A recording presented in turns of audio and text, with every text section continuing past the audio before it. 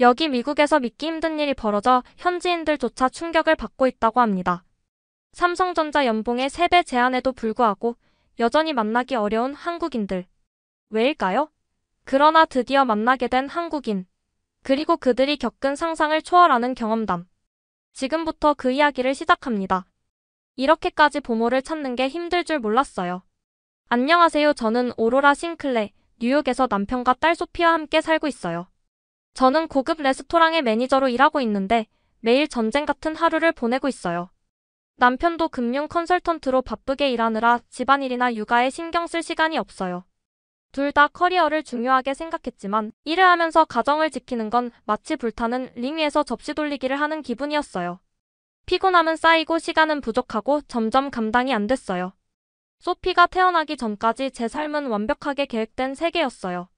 매일 아침 커피 한 잔을 마시며 하루의 작전을 짜고 레스토랑에서 전쟁 같은 하루를 보내는 게 너무나 짜릿했어요.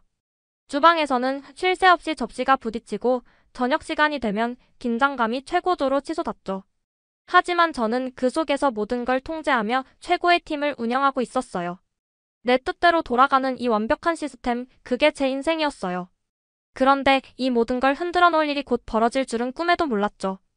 남편과 저는 그야말로 자유를 마음껏 누렸어요. 주말이면 가방 하나 메고 떠나고 미슐랭 레스토랑에서 최고급 요리를 즐기면서 삶의 여유를 만끽했어요.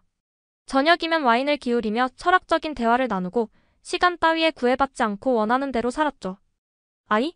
낮잠 시간? 부모? 그런 걱정 따윈 할 필요조차 없었어요.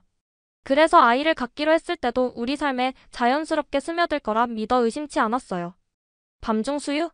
별것 아니었죠.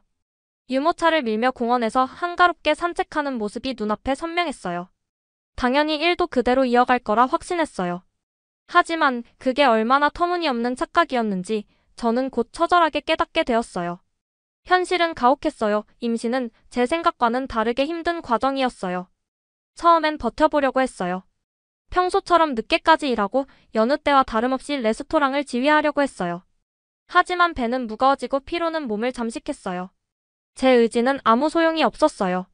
몸이 강제로 브레이크를 걸었어요. 멈춰. 이제 넌 네가 원하든 원하지 않든 쉬어야 해. 라고 외치는 것 같았어요. 저는 늘 제 삶을 제 손으로 컨트롤한다고 믿었어요. 하지만 임신을 경험하면서 그런 생각이 완전히 바뀌게 되었어요. 소피가 태어나는 순간 제 세상은 완전히 빛으로 물들었어요. 조그맣고 따뜻한 아이를 품에 안는 순간 가슴 깊은 곳에서 말로 다 할 수 없는 벅찬 사랑이 터져나왔어요. 저 작은 손, 보드라운 피부, 조심스럽게 감긴 눈꺼풀까지 모든 것이 기적처럼 아름다웠어요. 세상의 어떤 것도 소피보다 소중할 수 없었어요. 하지만 그 사랑만큼이나 커다란 책임감도 함께 몰려왔어요. 이제 더 이상 레스토랑을 운영하는 것, 직원들을 관리하는 것이 제 삶의 중심이 아니었어요. 저에게는 세상 무엇과도 바꿀 수 없는, 눈에 넣어도 아프지 않을 소중한 존재가 생겼어요. 늘 철저하게 계획하고 통제했던 제 삶은 이제 완전히 새로운 방향으로 흘러가기 시작했어요. 모든 것이 달라졌지만 그 혼란조차 사랑스러웠어요. 아무리 피곤해도 아무리 힘들어도 제 품에서 숨을 고르는 소피를 보고 있으면 모든 것이 완벽하게 느껴졌어요. 출산 휴가를 마치고 다시 일로 복귀하는 건 너무나 힘든 일이었어요. 처음으로 소피를 어린이집에 맡기고 돌아오는 길에 울었어요. 하루 종일 불안해서 틈날 때마다 휴대폰을 확인했어요. 일이 끝나고 집에 돌아와서는 너무 지쳐서 소피에게 온전히 집중할 수도 없었어요. 남편도 도와주려 했지만 그의 일도 워낙 바쁘다 보니 혼자 감당해야 하는 순간이 많았어요. 스트레스가 점점 쌓여갔어요. 처음에는 어린이집을 보냈지만 뭔가 마음이 편하지 않았어요. 소피는 늘 피곤해 보였고 선생님들은 아이들이 너무 많아 충분히 신경 써줄 수 없었어요. 그래서 고민 끝에 부모를 구하기로 했어요. 아이를 잘 돌봐줄 사람, 정말 가족처럼 대해줄 사람을 찾고 싶었어요. 그때 친구들이 한국인 부모를 추천해줬어요. 한국인 부모를 구해봐. 정말 최고야.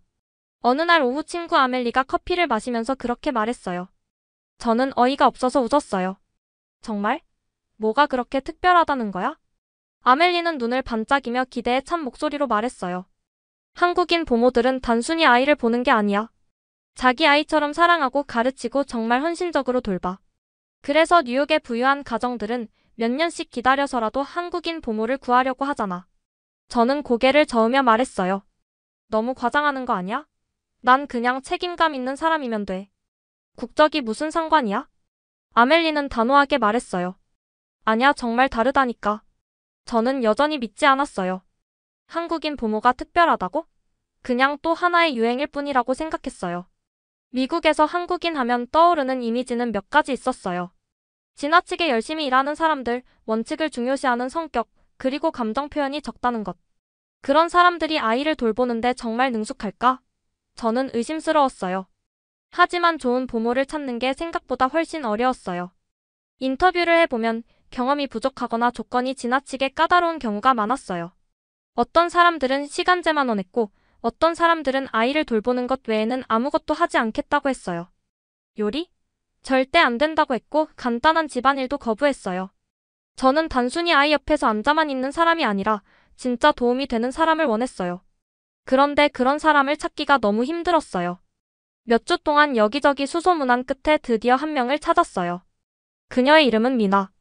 경력도 화려했고 추천서도 흠잡을 데 없이 완벽했어요. 무엇보다 그녀는 자신이 한국인이라고 했어요. 저는 처음에는 약간 의심했어요. 한국인 부모가 그렇게 뛰어나다면 왜 지금까지 주변에서 제대로 된 한국인 부모를 찾기 힘들었을까? 하지만 미나의 단정한 모습과 자신감 있는 태도를 보고 조금씩 마음을 놓기 시작했어요. 정말 한국인이 맞나요? 제가 무심코 물었어요. 그러자 미나는 부드러운 미소를 지으며 고개를 끄덕였어요. 네, 물론이에요. 저는 한국에서 아이들을 돌본 경험도 많고 미국에서도 여러 가정에서 일했어요. 아이를 돌보는 일에는 자부심을 가지고 있어요. 그 말에 저는 안심했어요. 드디어 믿을 만한 사람을 찾았다고 생각했죠. 하지만 그게 착각이었다는 걸 깨닫는데 오래 걸리지 않았어요. 처음에는 모든 게 괜찮아 보였어요. 소피는 제가 출근할 때 울지 않았고 미나는 항상 예의 바르게 저를 맞이했어요. 하지만 시간이 지나면서 이상한 점들이 하나둘씩 보이기 시작했어요. 우선 소피에게서 이상한 냄새가 나기 시작했어요. 아이 특유의 뽀송뽀송한 냄새 대신 땀에 찌든 듯한 불쾌한 냄새가 났어요. 분명 아침마다 깨끗한 옷을 입혀서 맡겼는데 저녁에 집에 돌아오면 옷이 축축하게 젖어 있거나 얼룩이 묻어 있었어요. 하루 종일 땀을 흘리며 뛰어놀았나 싶었지만 아무리 생각해도 이상했어요. 아이를 씻기기는커녕 제대로 닦아주지도 않는 것 같았어요. 식사도 문제였어요. 평소라면 밥을 잘 먹던 소피가 점점 음식을 거부하기 시작했어요. 배 안 고파? 하고 물어보면 그냥 고개를 저으며 입을 꾹 다물었어요. 처음엔 편식이 심해진 건가 싶었지만 냉장고를 열어보고 깜짝 놀랐어요. 제가 미리 준비해둔 반찬과 이유식들이 거의 그대로였어요. 미나는 분명 소피에게 잘 먹이고 있다고 했지만 정작 아이는 점점 말라가고 있었어요. 그리고 결정적으로 소피가 이상하게 불안해했어요. 제가 퇴근하고 돌아오면 예전에는 환하게 웃으며 달려오던 아이가 이제는 조용히 저를 빤히 쳐다보는 거예요. 그러다 불쑥 안아달라고 하며 제 품에서 떨어지려 하지 않았어요. 마치 엄마가 떠날까봐 불안해하는 것처럼. 밤에는 악몽이라도 꾼 듯 자꾸 깨서 울었고 미나와 단둘이 있는 걸 유독 불편해하는 듯 했어요. 이쯤 되니 미나를 그냥 믿고 넘길 수가 없었어요. 무언가 분명 잘못되고 있었어요. 미나, 소피 오늘 씻겼어요? 제가 물어보자 미나는 미소를 지으며 대답했어요. 오늘 하루 종일 많이 놀았거든요. 그러다 소피의 행동이 점점 이상해지기 시작했어요. 제가 집에 돌아오면 예전에는 활짝 웃으며 달려오던 아이가 이제는 문 앞에서 망설이는 듯 저를 빤히 바라보기만 했어요. 그러다가도 갑자기 제 다리에 달라붙어 떨어질 줄 몰랐어요. 마치 제가 다시 나가 버릴까봐 불안해하는 것처럼요. 밤이 되면 상황은 더 심각했어요. 깊은 잠에 빠져 있어야 할 소피가 자꾸 깨서 울었어요. 제가 품에 안고 토닥여도 쉽게 잠들지 못하고 자꾸만 뒤척였어요. 꿈에서조차 불안해하는 듯 몸을 움찔거리며 소리를 내어 훌쩍였어요. 소피야, 무슨 일이야? 뭐가 무서워? 저는 조심스레 물었어요. 하지만 소피는 제 품에 얼굴을 묻은 채 아무 말도 하지 않았어요. 아직 말이 서툴러서 설명할 수 없는 건지 아니면 아예 말할 엄두도 내지 못하는 건지 알 수 없었어요. 그저 제 옷자락을 꼭 쥔 작은 손이 불안으로 가득 차 있는 듯 했어요. 그 순간 불길한 예감이 들었어요. 무언가 분명 잘못되고 있었어요. 그러던 어느 날 밤 소피의 옷을 갈아입히다가 팔에 희미한 멍자국을 발견했어요. 심장이 쿵 내려앉았어요. 미나? 제가 다급하게 불렀어요. 미나는 차분한 얼굴로 문 앞에 나타났어요. 네? 저는 소피의 팔을 가리키며 물었어요. 이거 어떻게 된 거야? 미나는 어깨를 으쓱하며 말했어요. 소피가 덤벙대잖아요. 자주 넘어져요. 그녀의 태도에 뭔가 이상함을 느꼈어요. 믿고 싶었지만 마음속 의심이 점점 커졌어요. 확실한 증거가 필요했어요. 그래서 다음날 아침 출근하기 전에 몰래 집안에 CCTV를 설치했어요. 다음날 저는 평소처럼 출근하는 척했어요. 하지만 이번에는 달랐어요. 단순히 집을 비우는 게 아니었어요. 카메라가 모든 진실을 밝혀줄 거였어요. 레스토랑에서 일하는 동안 자꾸만 집안에서 어떤 일이 벌어질지 상상을 하게 되었어요. 집안에서 무슨 일이 벌어질지 알고 싶으면서도 동시에 보고 싶지 않았어요. 혹시나 제가 잘못 생각한 거라면? 미나가 정말 소피를 잘 돌보고 있다면? 하지만 직감이 경고하고 있었어요. 뭔가 끔찍한 일이 벌어지고 있다고. 그리고 그 예감은 틀린 적이 없었어요. 그리고 밤늦게 돌아와 영상을 확인했을 때 저는 숨이 턱 막혔어요. 미나는 소피를 돌보기는커녕 철저히 외면하고 있었어요. 제가 문을 나서기가 무섭게 소피를 침대에 던지듯 눕혀놓고는 몇 시간 동안 단 한 번도 거들떠보지 않았어요. 그 작은 아이가 목이 터져라 울어도 두 팔을 애처롭게 뻗어도 미나는 무심하게 소파에 앉아 핸드폰을 만지작거리며 시간을 보내고 있었어요. 틀어놓은 TV에서는 뉴스가 나오고 있었는데 트럼프 대통령이 미국에서 불법 체류자들을 추방한다는 내용이 나오고 있었어요. 미나는 간식을 먹으며 그 뉴스를 유심히 보는 것 같았죠. 바닥에 엎드려 울다 지친 소피는 결국 흐느낌만 남은 채 힘없이 이불을 움켜쥐고 있었어요. 그 어린 몸이 작은 어깨를 들썩이며 억지로 울음을 삼키는 모습을 보니 숨이 막혔어요. 이건 단순한 무관심이 아니었어요. 학대였어요. 철저한 방치였어요. 제 심장은 분노로 요동쳤고 손끝까지 부들부들 떨려왔어요. 어떻게 저럴 수 있죠? 어떻게 제 소중한 아이를 저렇게 대할 수 있죠? 그러다 가장 끔찍한 장면이 나왔어요. 소피는 더 이상 울 힘도 없는지 조용히 기어서 미나에게 다가갔어요. 작은 손을 뻗어 기대보려고 했어요. 그런데 미나는 소피를 안아주기는커녕 발로 밀쳐버렸어요. 마치 귀찮은 존재라도 되는 것처럼요. 분노가 온몸을 뒤흔들었어요. 손이 덜덜 떨려서 화면을 제대로 볼 수도 없었고 가슴은 마치 활활 타오르는 불길처럼 뜨거웠어요. 숨이 거칠어졌고 머릿속이 새하얘졌어요. 저 여자가 내 딸을 이렇게까지 학대하고 있었는데 나는 지금껏 눈치도 못 채고 있었던 거예요? 어떻게 이런 일이 벌어질 수 있죠? 어떻게 제가 이런 악마 같은 여자를 믿었을까요? 제 자신이 한심하고 어리석게 느껴졌어요. 지금이라도 당장 달려가 미나를 끌어내고 싶었어요. 아니, 그 정도로는 부족했어요. 이 끓어오르는 분노를 어디에라도 쏟아내고 싶었어요. 아침까지 기다릴 수 없었어요. 변명을 들을 필요도 없었어요. 그날 밤 저는 곧장 거실로 나가 미나의 짐을 집어던졌어요. 당장 나가. 저도 모르게 소리쳤어요. 목소리가 분노로 떨렸어요. 미나는 눈을 동그랗게 뜨고 어설프게 변명을 늘어놓으려 했어요. 하지만 저는 더 이상 한마디도 듣고 싶지 않았어요. 이미 충분히 봤고 충분히 겪었어요. 제 심장은 거칠게 뛰었고 손끝까지 분노가 차올랐어요. 어떻게 저런 파렴치한 거짓말을 태어나게 할 수 있을까요? 어떻게 내 소중한 아이를 저렇게 무자비하게 대할 수 있었을까요? 제 입술이 떨렸어요. 속에서 뜨거운 것이 끓어올랐어요. 지금 당장이라도 이 여자를 밀어내고 싶었어요. 아니, 이 정도로는 부족했어요. 그녀가 했던 행동 하나하나를 똑같이 돌려주고 싶을 만큼 분노가 치밀었어요. 입 닥쳐. 제 목소리는 낮았지만 벼락처럼 날카로웠어요. 넌 이제 끝났어. 내 눈앞에서 사라져. 지금 당장. 당신이 정말 한국인이 맞아? 제가 이를 악물고 묻자 미나는 코웃음을 치며 아무렇지도 않게 말했어요. 아니요, 난 한국인이 아니에요. 중국에서 왔어요. 하지만 사람들이 한국인 보모만 원하니까 그렇게 말한 거죠. 그래야 일자리를 쉽게 구할 수 있잖아요? 저는 순간 숨이 막혀 아무 말도 할 수 없었어요. 이 여자는 처음부터 저를 속였어요. 경력이니 신뢰니 모든 게 거짓이었어요. 미나는 뭔가 더 말하려 했지만 제 눈빛을 보고는 움찔했어요. 더 이상 변명할 여지도 없다는 걸 알았겠죠. 그녀는 허둥지둥 자신의 물건을 챙겨 도망치듯 문 밖으로 나갔어요. 문이 쾅 닫히는 소리가 거실에 울려 퍼졌어요. 하지만 제 가슴속 분노는 아직 가라앉지 않았어요. 저는 믿을 수 없을 만큼 끔찍한 실수를 저질렀어요. 그리고 다시는 절대로 같은 실수를 반복하지 않을 거예요. 미나가 사라졌다고 해서 모든 것이 끝난 건 아니었어요. 오히려 그 후에야 더 깊은 후회와 죄책감이 밀려왔어요. 저는 여전히 분노했지만 그보다도 소피에게 미안한 마음이 저를 짓눌렀어요. 어떻게 이런 일을 겪도록 내버려 둘 수 있었을까요? 왜 더 빨리 눈치채지 못했을까요? 제가 조금만 더 신중했다면, 조금만 더 주의를 기울였다면 소피가 이렇게 상처받지 않았을 텐데. 밤이 되자 모든 감정이 한꺼번에 무너져 내렸어요. 저는 소피를 품에 꼭 안고 한참을 울었어요. 그녀는 아무것도 이해하지 못한 채 조용히 저를 꼭 껴안고 있었어요. 하지만 저는 알았어요.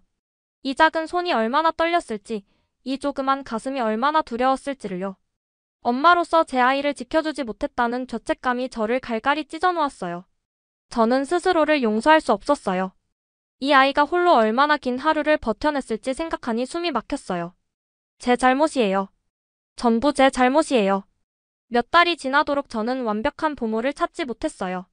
부모 소개소에서도 한인 커뮤니티에서도 마땅한 사람을 구하기가 쉽지 않았어요.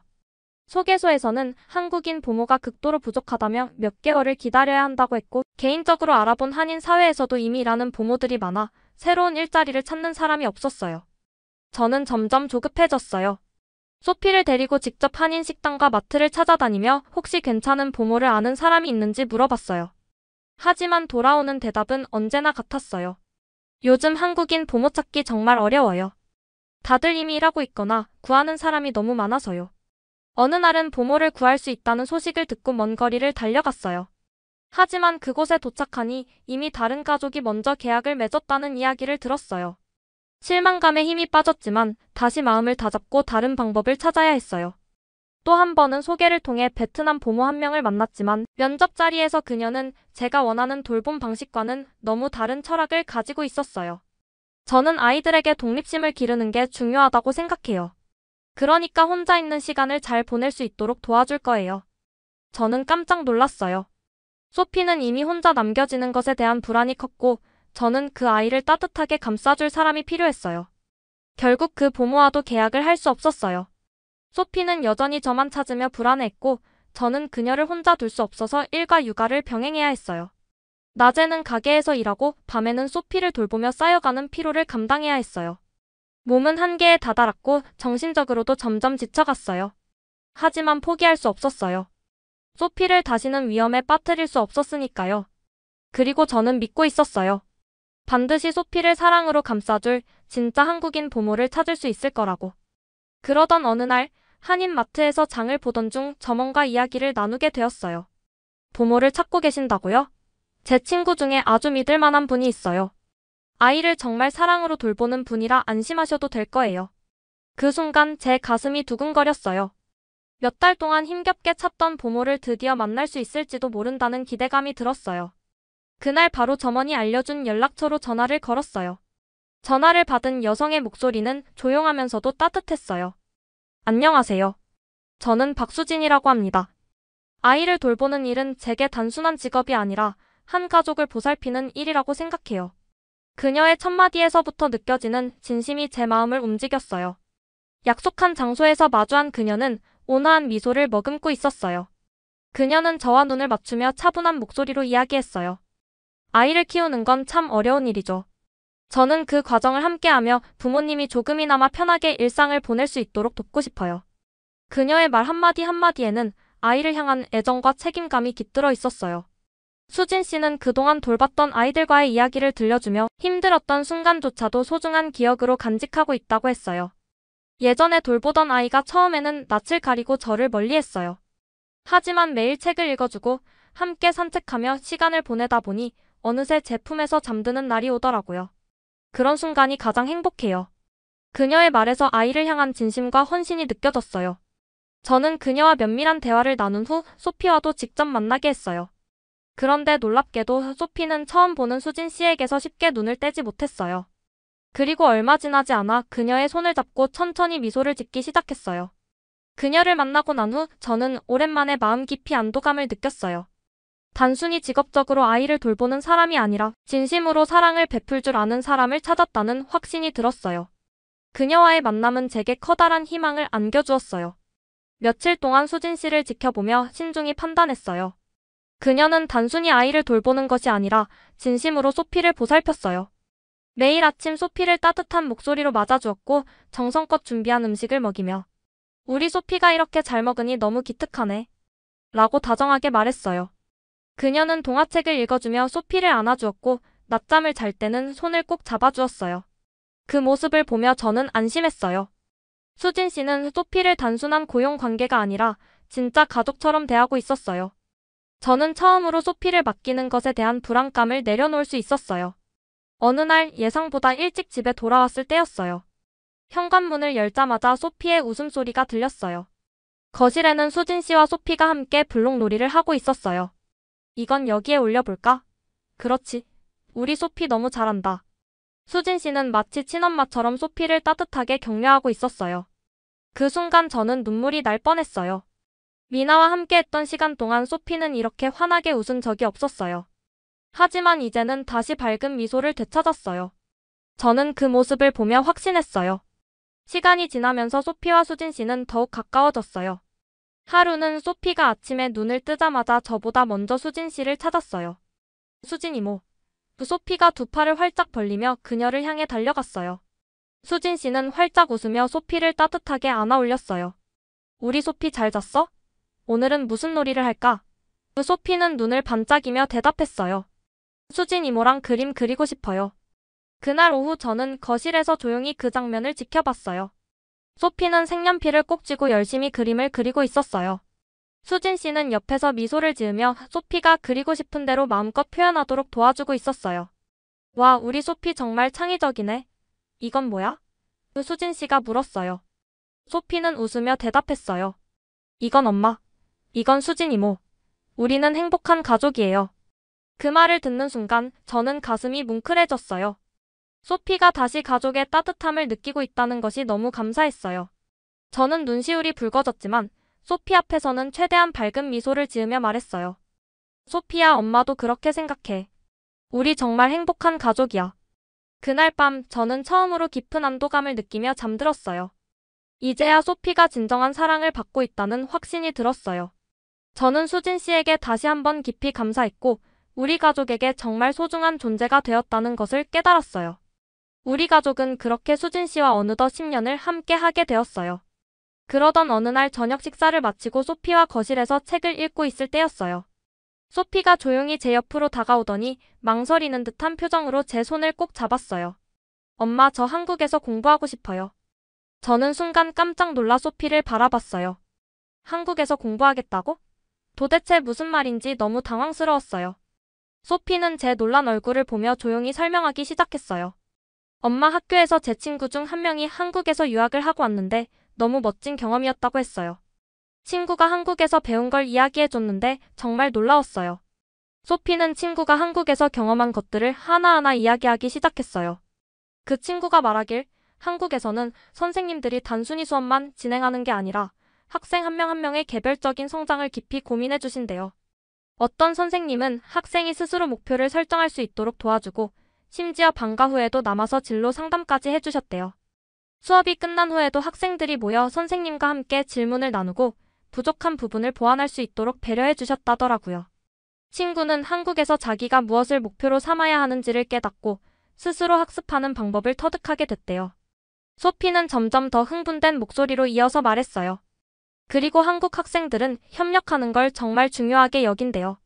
그냥 각자 공부하는 게 아니라 팀을 이뤄 문제를 해결하고 서로 아이디어를 공유하면서 배운다고 했어요.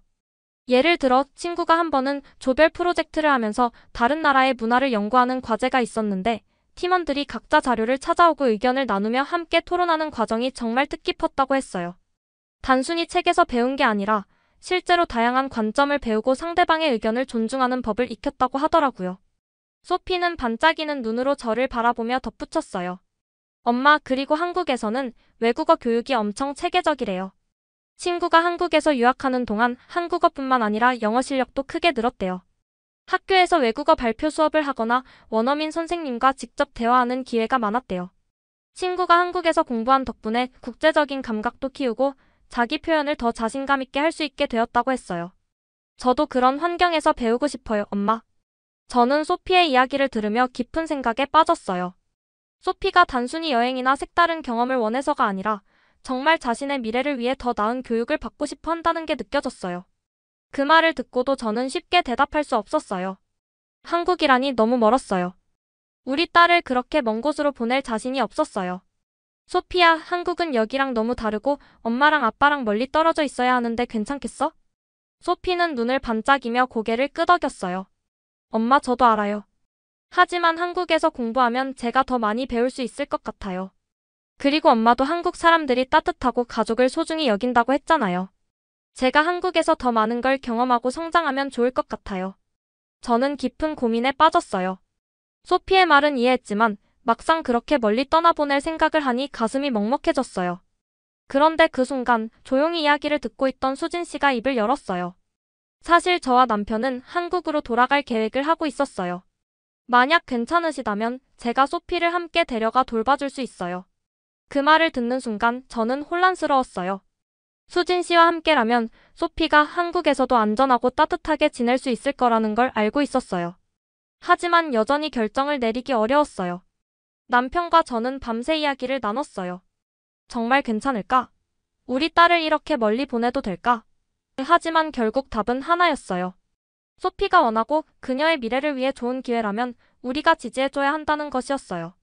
다음 날 아침 저는 소피를 꼭 안아주며 말했어요. 소피야, 엄마랑 아빠는 너를 믿어. 네가 원하는 길을 응원할게. 그리고 수진 이모가 내 곁에 있을 테니까 엄마도 안심할 수 있을 것 같아. 소피는 환하게 웃으며 저를 꼭 안았어요. 정말요, 엄마? 저 진짜 한국에서 공부할 수 있어요? 저는 고개를 끄덕이며 웃었어요. 그래, 우리 소피가 더 큰 세상을 경험하고 싶다면 엄마도 도와줄게. 그렇게 소피는 새로운 여정을 떠나게 되었어요. 공항에서 배웅할 때 저는 그녀를 품에 꼭 안고 한참을 놓지 못했어요. 하지만 소피는 눈을 반짝이며 말했어요. 엄마, 저 씩씩하게 잘하고 올게요. 한국에서 많은 걸 배우고 꼭 멋진 사람이 돼서 돌아올게요. 저는 그녀가 한국에서 어떤 성장과 변화를 경험할지 기대하며 수진 씨에게 다시 한번 깊은 감사를 느꼈어요. 이제 소피는 새로운 미래를 향해 나아가고 있었어요. 3년이라는 세월이 흘러 마침내 소피가 미국으로 돌아오는 날이 되었어요. 공항에 도착한 저는 그녀를 찾기 위해 두리번거렸지만 곧 눈을 의심할 수밖에 없었어요. 제가 기억하는 소피는 여전히 제 품에 안겨있던 작은 소녀였지만 지금 제 앞에 서 있는 그녀는 완전히 달랐어요. 한층 성숙해진 얼굴, 반듯하게 선 어깨, 그리고 무엇보다도 눈빛 속에 담긴 확신과 자신감이 제 심장을 두드렸어요. 그리고 가장 놀라운 순간이 찾아왔어요. 소피가 미소를 지으며 입을 열었어요. 엄마, 저 다녀왔어요. 그런데 그 말이 유창한 한국어로 흘러나왔어요. 저는 한순간 말문이 막혀버렸어요. 불과 몇 년 전만 해도 서툴게 인사말을 연습하던 아이였는데 이제는 자연스럽게 한국어를 구사하며 저를 바라보고 있었어요. 제 눈앞의 소피는 더 이상 보호가 필요한 어린아이가 아니었어요. 그녀의 목소리에는 자신감이 묻어났고 몸짓에서는 배려와 품격이 느껴졌어요. 저는 감격에 겨워 그녀를 꼭 안았어요. 소피야, 정말 많이 컸구나. 그녀의 온기가 제 품으로 전해졌어요. 소피는 밝게 웃으며 말했어요. 엄마, 한국에서 정말 많은 걸 배웠어요. 공부뿐만 아니라 사람들과 함께 살아가는 법, 스스로 선택하고 책임지는 법, 그리고 무엇보다도 가족의 소중함을요. 그 순간 저는 벅찬 감정을 억누를 수 없었어요. 소피는 단순히 유학을 다녀온 것이 아니라 완전히 다른 사람이 되어 돌아왔어요. 그녀는 한국에서 배운 것들에 대해 이야기하기 시작했어요. 엄마, 한국에서는 단순히 공부만 하는 게 아니었어요. 책임감을 배우고 공동체 속에서 살아가는 법을 배웠어요. 친구들과 함께 목표를 세우고 서로를 돕는 과정이 정말 소중했어요. 그리고 무엇보다도 수진 이모 덕분에 저는 정말 따뜻한 가족의 의미를 알게 됐어요. 소피는 수진 이모와 함께 했던 추억을 하나하나 떠올리듯 이야기를 이어갔어요. 엄마, 기억나요? 제가 처음 한국에 갔을 때는 모든 게 낯설고 무서웠어요. 학교에서 친구들과 말이 잘 통하지 않을까 걱정도 많이 했고요. 그런데 수진 이모는 늘 저를 감싸줬어요. 하루는 학교에서 힘든 일이 있어서 울면서 집에 왔는데 이모가 아무 말 없이 저를 꼭 안아주셨잖아요. 그리고 조용히 따뜻한 미역국을 끓여주셨죠. 소피야, 우리나라에서는 소중한 사람을 위해 정성껏 음식을 준비한단다라고 하시면서요. 그때 저는 알았어요. 사랑은 꼭 말로 표현하지 않아도 따뜻한 한 그릇의 음식 속에서도 전해질 수 있다는 걸요. 소피는 웃으며 또 다른 추억을 꺼냈어요. 이모랑 함께 전통시장에 갔던 날도 잊을 수 없어요. 사람들이 북적이는 시장 안에서 이모는 저를 꼭 붙잡고 다니면서 하나하나 설명해 주셨어요. 이것은 떡갈비라고 해서 옛날부터 귀한 손님이 오면 대접하던 음식이야. 이건 한복이야. 명절이나 특별한 날에 입지. 저는 마치 보물을 발견한 듯 모든 것이 신기하고 새로웠어요. 그리고 어느 순간 한국이 더 이상 낯선 곳이 아니라 저에게도 또 하나의 고향처럼 느껴지기 시작했어요. 소피의 목소리에는 따뜻한 그리움이 묻어났어요. 엄마 수진 이모는 그냥 저를 돌봐주신 게 아니에요. 저에게 한국의 문화를 알려주셨고 그 안에서 진짜 가족 같은 사랑을 주셨어요. 이모 덕분에 저는 한국에서 외롭지 않았고 진정으로 사랑받고 있다는 걸 느낄 수 있었어요. 소피가 말하는 동안 저는 지난 시간들이 주마등처럼 스쳐 지나갔어요. 처음에는 한국을 단순히 하나의 국가로만 여겼던 제가 이제는 그곳을 마치 또 하나의 집처럼 느끼고 있었어요. 한국에서의 시간은 소피에게 단순한 학업 경험이 아니었어요. 그것은 그녀를 한층 더 성숙하고 깊이 있는 사람으로 만들어준 여정이었어요. 소피는 이제 한국 문화를 단순히 존중하는 수준이 아니라 그 속에서 진정한 의미를 찾는 사람이 되어 있었어요. 그녀가 한국에서 배운 것은 단지 언어나 학문이 아니었어요. 가족을 향한 깊은 애정, 공동체를 위한 희생, 그리고 정의라는 눈에 보이지 않는 끈끈한 유대감이었어요. 그 모든 것의 중심에는 수진 씨가 있었어요. 수진 씨는 단순히 소피를 돌봐준 사람이 아니었어요. 그녀는 소피에게 한국의 전통과 가치를 몸소 보여주며 가르쳐 주었어요. 명절이면 함께 한복을 입고 세배를 하며 예절을 배우게 했고, 비 오는 날엔 따뜻한 부침개를 부쳐주며 이런 날엔 가족들이 함께 모여 앉아 도란도란 이야기를 나누는 거란다라고 말해주었어요. 소피는 단순히 문화를 경험한 것이 아니라 그 문화를 자신의 일부로 받아들이게 되었어요. 그제야 저는 깨달았어요. 한국은 단순히 발전을 이룬 나라가 아니었어요. 그곳에는 서로를 묵묵히 돌보고 한 사람의 아픔을 모두가 함께 나누려는 진한 정이 흐르고 있었어요. 소피를 통해 한국이 품고 있는 깊이를 알게 되었고 수진 씨를 통해 한국인의 삶 속에 깃든 진정한 가치를 온몸으로 느낄 수 있었어요. 이제 한국은 제게 단순한 여행지나 외국이 아니라 가슴 한편을 따뜻하게 채워주는 또 하나의 집이 되었어요. 이제 저는 한국이 단순한 나라가 아니라는 걸 온전히 이해하게 되었어요. 그곳은 공부를 중요하게 여기는 곳일 뿐만 아니라 배우는 과정을 소중히 생각하고 서로 돕는 문화가 깊이 자리 잡은 곳이었어요. 사람들은 경쟁보다는 함께 나아가는 걸 중요하게 여겼고 사소한 배려 속에서도 따뜻한 정을 느낄 수 있었어요. 그리고 무엇보다도 관계를 단순한 만남으로 여기지 않고 진심으로 가족처럼 아끼고 챙겨주는 사람들이 있었어요. 수진 씨는 단순한 부모가 아니었어요. 그녀는 소피를 한순간도 남처럼 대하지 않았고 가르침 하나에도 마음을 다했어요. 소피가 힘들어할 때면 그저 다독여주는 것이 아니라 옆에서 묵묵히 기다려주었고 소소한 일상 속에서도 사랑을 표현했어요. 그녀가 없었다면 소피는 이렇게 성장하지 못했을 거예요. 소피가 한국에서 보낸 시간 동안 미국에서도 한국인 부모에 대한 관심은 폭발적으로 늘어났어요. 부유한 가정들은 너도나도 한국인 부모를 고용하기 위해 막대한 금액을 제시했고 우수한 부모를 찾기 위한 경쟁은 더욱 치열해졌어요. 하지만 저는 이미 세상에서 가장 귀한 보물을 손에 넣었어요. 그것은 돈으로 살 수 없는 인연, 바로 수진 씨와의 가족 같은 유대였어요. 저는 깨달았어요. 진정한 돌봄이란 단순한 의무가 아니라 마음을 다해 아이를 품어주는 것이라는 사실을요. 저는 돌아온 소피를 바라보며 그리고 그 곁에 선 수진 씨를 보며 확신했어요. 한국인 부모들이 특별한 이유는 단순히 맡은 일을 성실하게 수행해서가 아니었어요. 그들의 돌봄에는 깊은 애정과 배려가 담겨 있었어요. 그들은 아이를 단순히 돌보는 존재가 아니라 한 사람의 삶을 함께 가꾸어가는 보호자였어요. 아이가 힘들어할 때면 따뜻한 품으로 안아주었고 작은 성취에도 진심 어린 칭찬을 아끼지 않았어요. 밥 한 끼를 준비할 때도 단순한 식사가 아니라 사랑을 담아 가족을 챙기는 마음으로 정성껏 차렸어요. 그들에게 아이를 돌보는 일은 단순한 직업이 아니라 하나의 인생을 소중히 키워가는 일이었어요. 그리고 그 사랑이 결국 우리 가족을 변화시켰어요. 저는 깨달았어요. 한국인 부모들의 진정한 가치는 단순히 맡은 일을 잘하는 것이 아니라 아이와 가족을 마음으로 품고 함께 성장하는 데 있다는 것을요. 그날 이후 저는 제 이야기를 주변 사람들에게 나누기 시작했어요. 만약 당신에게 한국인 부모를 맞이할 기회가 온다면 꼭 받아들이세요. 그것이 당신의 삶을 완전히 바꿀 거예요. 그녀는 단순히 소피의 부모가 아니라 든든한 울타리였어요. 소피가 낯선 환경에서 두려워할 때면 아무 말 없이 손을 잡아주었고 실수를 했을 때도 꾸짖기보다 다시 시도할 수 있도록 용기를 북돋아 주었어요. 그녀의 돌봄은 규칙을 따르는 의무가 아니라 아이가 건강한 마음으로 자랄 수 있도록 돕는 깊은 사랑이었어요. 오늘의 이야기는 여기까지입니다. 이처럼 한국을 직접 경험한 외국인들의 반응을 보면 우리가 당연하게 생각했던 것들이 사실은 대단한 것이었다는 걸 다시금 깨닫게 됩니다. 여러분은 어떻게 생각하시나요? 미국에서 인정받는 우리 한국인들이 자랑스럽다면 자랑스럽다고 댓글을 남겨주세요. 여러분의 댓글 하나하나가 터치글로벌을 더 재미있는 공간으로 만들어줍니다. 좋아요는 터치, 구독은 글로벌하게. 놓치기 아까운 이야기들, 알림 설정까지 해두시면 가장 빠르게 만나볼 수 있습니다. 오늘도 터치글로벌과 함께 해주셔서 감사합니다. 다음 영상에서 또 만나요. 항상 건강하시고 좋은 하루 되세요.